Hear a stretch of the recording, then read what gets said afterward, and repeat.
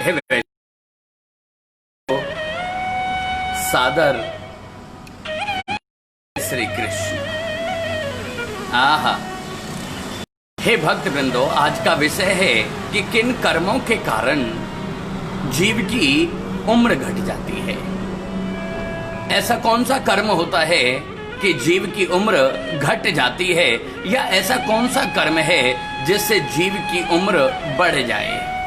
बड़ा ही सौहार्दपूर्ण ये विषय है। आप समझिएगा, किन आचरणों के कारण जीव की इस संसार में सद्गति नहीं होती, उनकी मुक्ति नहीं होती, और वो जीते जी अनेक कष्टों को भोगते हैं और मरणों उपरांत फिर पुनः नरक की यातनाएं भोगते हैं।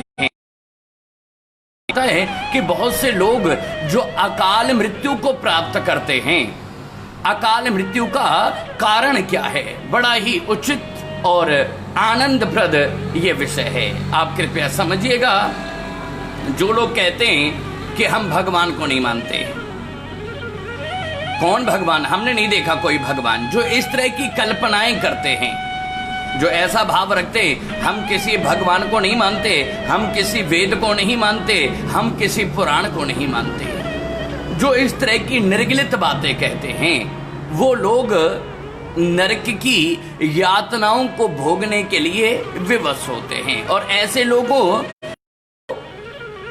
अकाल मृत्यु की प्राप्ति होती है। जो लोग स्वभाव के कारण, आप समझिएगा, बड़ा समझने का आज का विषय है, बड़ा आनंददायक विषय है कि कौन से कर्म के कारण जीव की उम्र घट जाती है।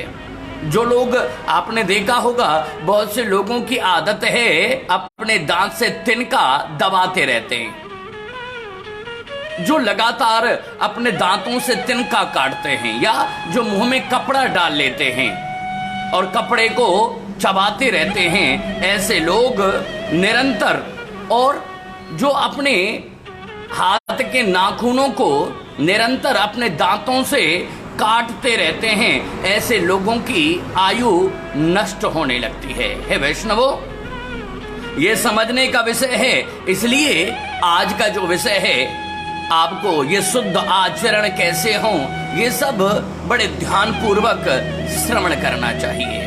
आगे आता है, जो संध्या काल के समय भोजन करते हैं, जो संध्या का समय है, संध्या के समय पर भोजन करते हैं, जो संध्या के समय पर सोते हैं, और जो संध्या के समय पर स्त्री गमन, हस्त मैथुन करते हैं, ऐसे लोगों की अकाल मृत्यु होती है, और ऐसे लोग अल्प आयु को प्राप्त करते हैं। जो संध्या के समय में, जो संध्या काल में देव आराधना करते हैं, देवताओं की पूजा करते हैं, अपने माता पिता की सेवा करते हैं, ऐसे लोगों की आयु दीर्घ हो जाती है, और किसी जन्म के, उनके प्रारब्ध के कारण, जो अशुभ कर्म उन्होंने किए, जिन कर्मों के कारण उनकी आयु क्षीण होनी चाहिए थी, उनको संध्या काल के समय संध्या बंधन करने से, भजन पाठ पूजा करने से, माता पिता की सेवा करने से, गौ सेवा करने से, ऐसे लोगों की भाग्य में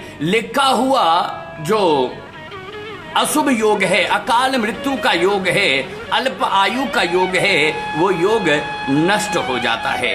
इसलिए जीव को सदैव ब्रह्म मुहूर्त में उठना चाहिए, और ब्रह्म मुहूर्त में उठ करके जो निरंतर भक्ति करता है, स्नान आदि करके भगवान का नाम लेता है, उनको परम गति की प्राप्ति होती है। और हे वैष्णवों, और ध्यान देना, जो सूर्य ग्रहण के समय पर, जो व्यक्ति सूर्य ग्रहण के समय पर या मध्याह्न के समय पर सूर्य की तरफ झांकते हैं, जो सूर्य को देखते हैं, उनकी आयु अल्प हो जाती है। जो सूर्य की तरफ देख करके लघु शंका करते हैं, उनकी आयु भी नष्ट हो जाती है। जो अन्य वर्ण की स्त्री के साथ संभोग करते हैं, या जो स्त्री की इच्छा के विरुद्ध व्याभिचार करते हैं, ऐसे लोगों की आयु नष्ट हो जाती है। जो व्यक्ति अपने माता पिता की सेवा नहीं करते, गौ सेवा नहीं करते, या जो व्यक्ति ब्राह्मणों का अपमान करते हैं, संतों का अपमान करते हैं, गुरु घर पर आए और अहंकार के वशीभूत अपने घर में बैठे रहते हैं, गुरु का उठ करके स्वागत नहीं करते, ऐसे लोग भी घोर नरक की यातनाएं भोगते हैं। जो व्यक्ति मंदिरों में दान करते हैं, ब्राह्मणों की आजीविका चले इसके लिए उनको दान करते हैं, जो गरीब कन्या का विवाह करवाते हैं, जो कहीं प्याऊ बनवाते हैं, ऐसे लोगों को परम सदगति की प्राप्ति होती है, उनकी आयु बढ़ती है, उनके जीवन में किसी भी प्रकार का कोई कष्ट नहीं रहता। शास्त्र आज्ञा के अनुसार हम अपने आचरण से दुखों से मुक्त हो सकते हैं। शास्त्र ऐसा प्रमाण करते हैं कि जो व्यक्ति अंतर गौ ब्राह्मण का सम्मान करना और नियम के विरुद्ध जो कार्य ना करे।